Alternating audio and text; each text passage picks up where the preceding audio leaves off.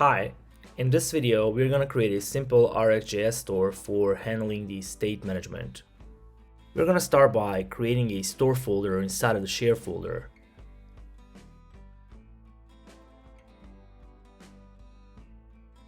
From here we continue by adding the state interface. Our state is going to hold the folders array.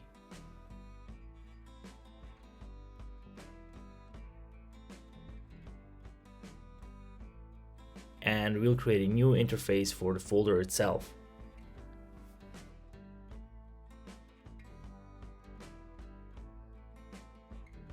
The folder will have the following properties: an ID, a title, and optional properties like selected, deleted, and parent folder ID. Now let's go back to the state and import the folder interface. Then we will add the selected folder IDs array and the deleted folder IDs array. And in the end, we'll keep track of the active application. Next, we'll create a class called baseStore.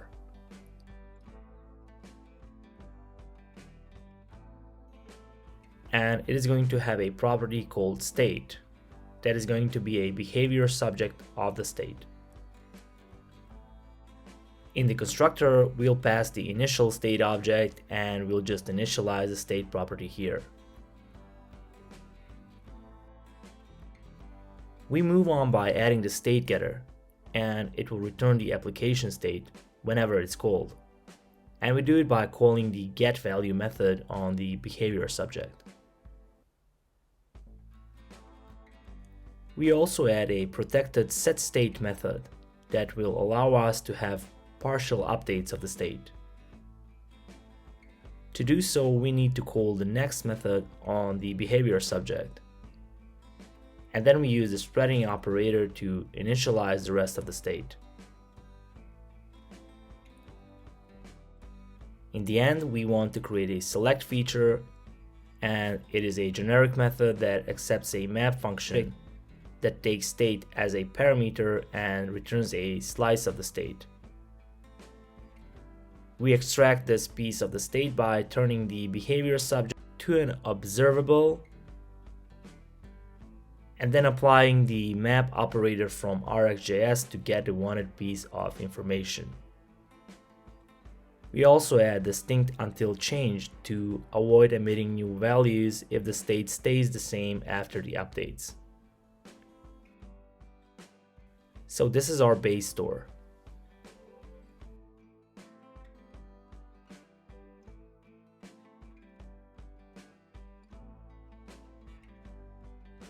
Then we create a store service, and for this we're gonna use the AS shortcut that comes from Angular snippets. And it's gonna extend the base store that we created some moments ago.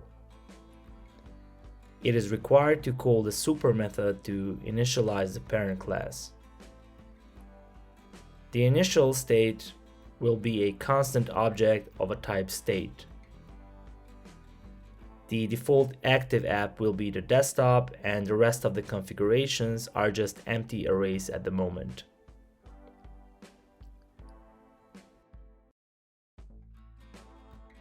We will create a setActiveApplication method that is going to update the state.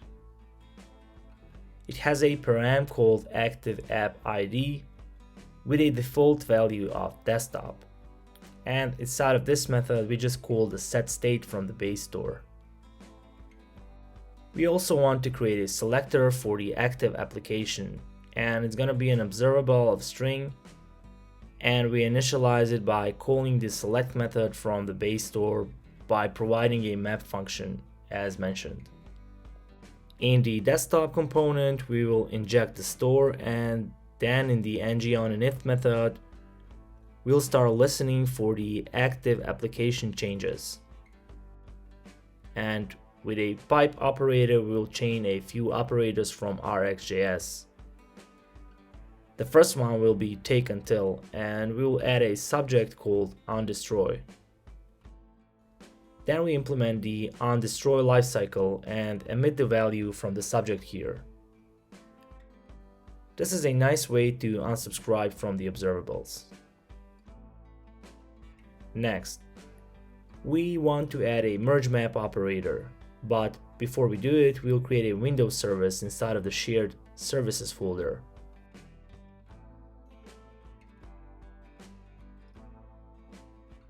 We create a class and decorate it with an injectable decorator. Now in the Windows service, we'll inject the Dialog service. This service comes from the PrimeNg and we need to add it to the providers array in the shared module.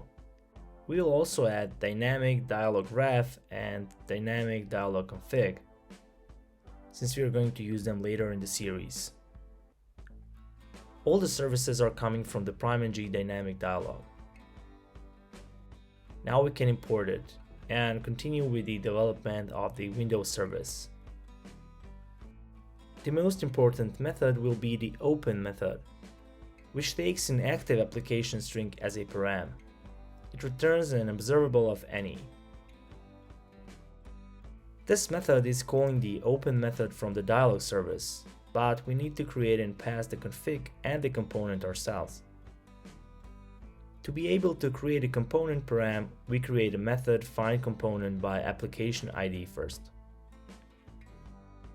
We'll import everything from the config applications and assign it to the apps. We'll also import everything from the containers folder and assign it to the app components. We want to create a terminal component with the same procedure as with the menu, Launchpad, and all the other components so far. It belongs to the containers and no need for a test file at the moment. And we export it from the index.ts and import it into the applications module.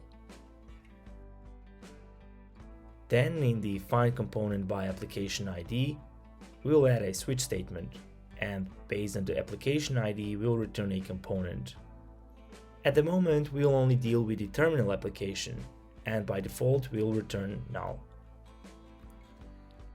Now we go back to the open method and create a component variable here. Since it can be null, we add a null check and move the return statement inside of it. The Dialog open method expects a Dialog config, so we create it here. And since the open method from the Dialog service provides an event on close, we want to return it from our open method so that someone else calling it from the outside can subscribe. To get rid of the error, we want to throw error if the component wasn't found. The Dialog config will tell the service not to render the header, and we will add an optional style class field in case we want to style the dialog differently for different apps. Now we can finally continue with the desktop component, and we will inject the Windows service in the constructor and move on to the merge map operator. We call the open method from the Windows service and pass the active app to it. We subscribe to it and call the setActive application without any parameters. But since it has a desktop as a default param, this means that after closing the window, no matter what application was closed, the active application will fall back to desktop.